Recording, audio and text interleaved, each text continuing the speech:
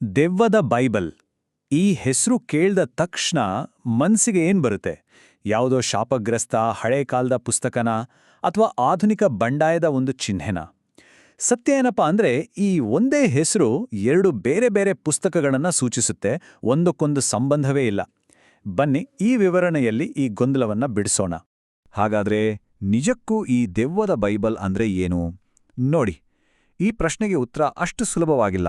ಯಾಕಂದ್ರೆ ನಾವು ಯಾವ ಶತಮಾನದ ಬಗ್ಗೆ ಮಾತಾಡ್ತಾ ಇದ್ದೀವಿ ಅನ್ನೋದರ ಮೇಲೆ ಎಲ್ಲವೂ ನಿಂತಿದೆ. ಒಂದು ಕಡೆ ಮಧ್ಯಯುಗದ ಒಂದು ನಿಗೂಢ ಹಸ್ತಪ್ರತಿ, ಇನ್ನೊಂದು ಕಡೆ 20ನೇ ಶತಮಾನದ ಒಂದು ಕ್ರಾಂತಿಕಾರಿ ಚಿಂತನೆ. ಒಂದು ಕಡೆ ಇರೋದು ಕೋಡೆಕ್ಸ್ ಗೀಗಾಸ್, ಇದು 13ನೇ ಶತಮಾನದ ಒಂದು ದೈತ್ಯಾಕಾರದ ಕೈಬರಹದ ಪುಸ್ತಕ. ಮತ್ತೊಂದು ಕಡೆ ಇರೋದು ಸೈತಾನಿಕ್ ಬೈಬಲ್, ಇದು 20ನೇ ಶತಮಾನದ ಒಂದು ತತ್ವಶಾಸ್ತ್ರ ಮತ್ತು ಬಂಡಾಯದ ಘೋಷಣೆ. ಎರಡಕ್ಕೂ ಒಂದೇ ಅಡ್ಡ ಹೆಸರು ಇರ್ಬೋದು, ಆದರೆ ಇವೆರಡೂ ಸಂಪೂರ್ಣವಾಗಿ ಬೇರೆ ಬೇರೆ ಪ್ರಪಂಚಗಳು. ಬನ್ನಿ ಒಂದೊಂದಾಗಿ ಇವುಗಳ ಆಳಕ್ಕೆ ಇಳಿದು ನೋಡೋಣ. ಸರಿ, ನಮ್ಮ ಪಯಣವನ್ನ ಆ ಹಳೆಯ ಹಸ್ತಪ್ರತಿಯಿಂದಲೇ ಶುರು ಮಾಡೋಣ. ಇದರ ನಿಜವಾದ ಹೆಸರು ಕೋಡೆಕ್ಸ್ ಗೀಗಾಸ್, ಅಂದ್ರೆ ದೈತ್ಯ ಪುಸ್ತಕ ಅಂತ, ಮತ್ತು ಈ ಹೆಸರು ಅದಕ್ಕೆ 100ಕ್ಕೆ 100ರಷ್ಟು ಸರಿಹೊಂದುತ್ತೆ. ಅಬ್ಬಾ, ಈ ಪುಸ್ತಕದ ಗಾತ್ರವನ್ನ ಊಹಿಸ್ಕೊಳ್ಳೋಕ್ಕೂ ಕಷ್ಟ. ಇದರ ತೂಕ ಬರೋಬ್ಬರಿ 75 ಕಿಲೋಗ್ರಾಂಗಳು, ಅಂದ್ರೆ ಸುಮಾರು ಒಬ್ಬ ವಯಸ್ಕ ಮನುಷ್ಯನ ತೂಕದಷ್ಟು. ಇದನ್ನ ಎತ್ತಿ ಹಿಡಿಯೋಕೆ ಕನಿಷ್ಠ ಇಬ್ರಾದ್ರೂ ಬೇಕೇ ಬೇಕು. ಇದರ ಈ ದೈತ್ಯ ರೂಪವೇ ಇದರ ದಂತಕಥೆಯ ಮೊದಲನೇ ಅಧ್ಯಾಯ. ಇದರ ವಿವರಗಳನ್ನ ಕೇಳಿದ್ರೆ ಇನ್ನೂ ಆಶ್ಚರ್ಯ ಆಗುತ್ತೆ. ಈ ಪುಸ್ತಕ ಸುಮಾರು 92 ಸೆಂಟಿಮೀಟರ್ ಉದ್ದ ಇದೆ. ಇದನ್ನ ತಯಾರಿಸೋಕೆ ಬರೋಬ್ಬರಿ 160 ಕತ್ತೆಗಳ ಚರ್ಮವನ್ನ ಬಳಸಲಾಗಿದೆ. ಮತ್ತು ಎಲ್ಲಕ್ಕಿಂತ ಶಾಕಿಂಗ್ ವಿಷಯ ಏನಂದ್ರೆ, ಇಷ್ಟೆಲ್ಲವನ್ನೂ ಬರೆದಿದ್ದು ಒಬ್ನೇ ಒಬ್ಬ ವ್ಯಕ್ತಿ ಅಂತ ನಂಬಲಾಗಿದೆ. ಅದು ಕೂಡ ಸುಮಾರು 25ರಿಂದ 30 ವರ್ಷಗಳ ಕಾಲ. ಹಾಗಾದ್ರೆ ಇದಕ್ಕೆ ದೆವ್ವದ ಬೈಬಲ್ ಅಂತ ಹೆಸರು ಯಾಕೆ ಬಂತು? ಇದರ ಹಿಂದೆ ಒಂದು ಫೇಮಸ್ ದಂತಕತೆ ಇದೆ. ಕಥೆ ಪ್ರಕಾರ ಶಿಕ್ಷೆಯಿಂದ ತಪ್ಸ್ಕೊಳ್ಳೋಕೆ ಒಬ್ಬ ಸನ್ಯಾಸಿ ಒಂದೇ ರಾತ್ರಿಯಲ್ಲಿ ಈ ದೊಡ್ಡ ಪುಸ್ತಕವನ್ನ ಬರೆಯೋಕೆ ಒಪ್ಪಿಕೊಳ್ತಾನೆ. ಅದು ಅಸಾಧ್ಯ ಅಂತ ಗೊತ್ತಾದಾಗ ಆತ ಸಹಾಯಕ್ಕಾಗಿ ದೆವ್ವವನ್ನೇ ಕರೀತಾನೆ. ದೆವ್ವ ಸಹಾಯ ಮಾಡುತ್ತೆ, ಆದ್ರೆ ಒಂದೇ ಒಂದು ಕಂಡೀಷನ್: ಪುಸ್ತಕದಲ್ಲಿ ತನ್ನ ಚಿತ್ರವನ್ನ ಹಾಕ್ಬೇಕು. ಆದರೆ ಆ ಕಥೆಯನ್ನೆಲ್ಲ ಪಕ್ಕಕ್ಕಿಟ್ಟು ಸತ್ಯವನ್ನ ನೋಡಿದ್ರೆ ಈ ಪುಸ್ತಕದ ವಿಷಯಕ್ಕೂ ಸೈತಾನಿಕ್ ಅನ್ನೋದಕ್ಕೂ ಯಾವುದೇ ಸಂಬಂಧವಿಲ್ಲ. ಇದರಲ್ಲಿ ದೆವ್ವದ ಆರಾಧನೆ ಬಗ್ಗೆ ಒಂದು ಅಕ್ಷರ ಕೂಡ ಇಲ್ಲ. ನಿಜ ಹೇಳ್ಬೇಕಂದ್ರೆ ಇದು ಒಂದೇ ಬುಕ್ನಲ್ಲಿ ಇಟ್ಟಿರೋ ಒಂದು ಇಡೀ ಲೈಬ್ರರಿ ಇದ್ದಂಗಾಗೆ. ಇದರ ನಿಜವಾದ ಉದ್ದೇಶ ಜ್ಞಾನವನ್ನ ಒಂದೆಡೆ ಸೇರಿಸಿಡೋದು. ಇದ್ರೊಳಗಡೆ ಏನೇನಿದೆ ಅಂತ ನೋಡಿದ್ರೆ ನಿಜಕ್ಕೂ ಬೆರಗಾಗತ್ತೆ. ಸಂಪೂರ್ಣ ಬೈಬಲ್, ಪ್ರಮುಖ ಇತಿಹಾಸದ ಪುಸ್ತಕಗಳು, ಒಂದು ವಿಶ್ವಕೋಶ, ಮೆಡಿಕಲ್ ಟೆಕ್ಸ್ಟ್ಗಳು, ಅಷ್ಟೇ ಅಲ್ಲ, ಕೆಲವು ಮಾಂತ್ರಿಕ ಸೂತ್ರಗಳು ಕೂಡ ಇವೆ. ಇದು ಆ ಕಾಲದ ಸನ್ಯಾಸಿಗಳಿಗೆ ಬೇಕಾದ ಧ್ಯಾನದ ಒಂದು ಕಂಪ್ಲೀಟ್ ಪ್ಯಾಕೇಜ್ ಆಗಿತ್ತು. ಈಗ ಬಂತು ಆ ಫೇಮಸ್ ದೆವ್ವದ ಚಿತ್ರ. ಆದರೆ ಇದರ ಉದ್ದೇಶ ದೆವ್ವವನ್ನ ಪೂಜಿಸೋದಲ್ಲ. ಈ ಚಿತ್ರವನ್ನ ಸ್ವರ್ಗೀಯ ನಗರದ ಚಿತ್ರದ ಎದುರು ಹಾಕಲಾಗಿದೆ. ಯಾಕಂದ್ರೆ ಒಳ್ಳೇದು ಮತ್ತು ಕೆಟ್ಟದ್ದನ ನಡುವಿನ ವ್ಯತ್ಯಾಸವನ್ನ ಮತ್ತು ಅವುಗಳ ಪರಿಣಾಮಗಳನ್ನ ತೋರಿಸೋಕೆ. ಇದೊಂದು ರೀತಿಯಲ್ಲಿ ಕಲಾತ್ಮಕ ಎಚ್ಚರಿಕೆ ಅಷ್ಟೇ. ಸುಮ್ಮನೆ ಯೋಚನೆ ಮಾಡಿ, ಈ ಪುಸ್ತಕದ ಜರ್ನಿಯೇ ಒಂದು ದೊಡ್ಡ ಸಾಹಸ ಕತೆ ಇದ್ದ ಹಾಗೆ.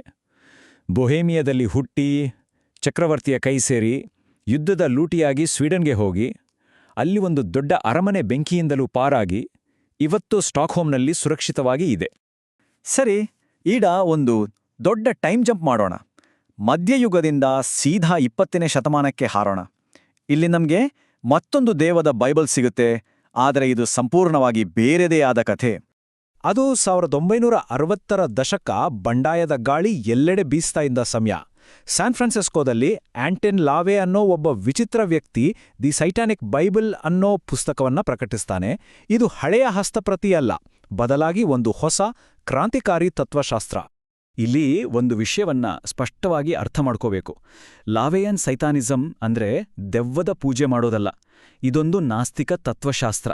ಅಂದ್ರೆ ಇಲ್ಲಿ ದೇವರು ಅಥವಾ ಸೈತಾನ ನಿಜವಾದ ವ್ಯಕ್ತಿಗಳಲ್ಲ, ಬದಲಿಗೆ ಸೈತಾನ ಅನ್ನೋದು ವ್ಯಕ್ತಿವಾದ, ಹೆಮ್ಮೆ ಮತ್ತು ಸಮಾಜದ ಕಟ್ಟುಪಾಡುಗಳ ವಿರುದ್ಧದ ಬಂಡಾಯದ ಒಂದು ಶಕ್ತಿಯುತ ಸಂಕೇತ ಅಷ್ಟೇ. ಅವರ ತತ್ವಶಾಸ್ತ್ರದ ತಿರುಳನ್ನ ಅರ್ಥ ಮಾಡ್ಕೊಳ್ಳಕ್ಕೆ ಈ 9 ಸೈತಾನಿಕ್ ಹೇಳಿಕೆಗಳು ಸಹಾಯ ಮಾಡುತ್ತವೆ. ಇವು ಸಾಂಪ್ರದಾಯಿಕ ನಂಬಿಕೆಗಳಿಗೆ ನೇರ ಸವಾಲ್ ಹಾಕ್ತವೆ. ಸಂಯಮದ ಬದಲು ಭೋಗ, ಕ್ಷಮೆಯ ಬದಲು ಸೇಡು ಮತ್ತು ಆಧ್ಯಾತ್ಮಿಕತೆಯ ಬದಲು ಪ್ರಾಪಂಚಿಕ ಅಸ್ತಿತ್ವಕ್ಕೆ ಇಲ್ಲಿ ಹೆಚ್ಚಿನ ಒತ್ತು ನೀಡಲಾಗಿದೆ. ಆದರೆ ಈ ಐಡಿಯಾಗಳೆಲ್ಲ ಲಾವೆಗೆ ಇದ್ದಕ್ಕಿದ್ದಂತೆ ಹೊಳೆದಿದ್ದಲ್ಲ.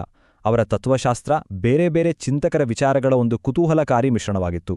ಅವರ ಮೇಲೆ ಪ್ರಭಾವ ಬೀರಿದವರ ಲಿಸ್ಟ್ ನೋಡಿದ್ರೆ ಅದೊಂದು ವಿಚಿತ್ರ ಕಾಂಬಿನೇಷನ್. ಫ್ರೆಡ್ರಿಕ್ ನೀತ್ಸೆ, ಐನ್ ರ್ಯಾಂಡ್ ಅವರಂತಹ ತತ್ವಜ್ಞಾನಿಗಳಿಂದ ಹಿಡಿದು ಶೋಮ್ಯಾನ್, P.T. ಬರ್ನಂವರೆಗೂ ಅನೇಕರ ಪ್ರಭಾವ ಅವರ ಮೇಲಿತ್ತು. ಆದ್ರೆ ಇಲ್ಲೊಂದು ದೊಡ್ಡ ಟ್ವಿಸ್ಟ್ ಇದೆ. ದಿ ಸೇಟಾನಿಕ್ ಬೈಬಲ್ನ ಬಹಳಷ್ಟು ಭಾಗಗಳು ಲಾವೆ ಅವರ ಸ್ವಂತ ಬರವಣಿಗೆ ಅಲ್ಲ.